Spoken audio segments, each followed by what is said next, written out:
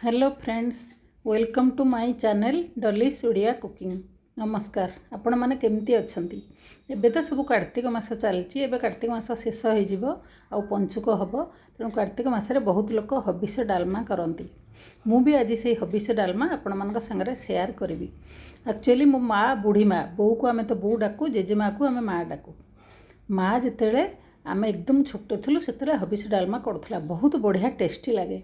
मुझे पाखे बसिकी देखुली, से छुंक करूनला, आउ हलदी पकाएनी, आउ बाड़ीर जो सारू कदली माने कंचा कदली आउ पाचिला काकुड़ी माटी आलू युड़ा सब पकईकी डालमा करूला, किंतु बहुत टेस्टी से लगुला।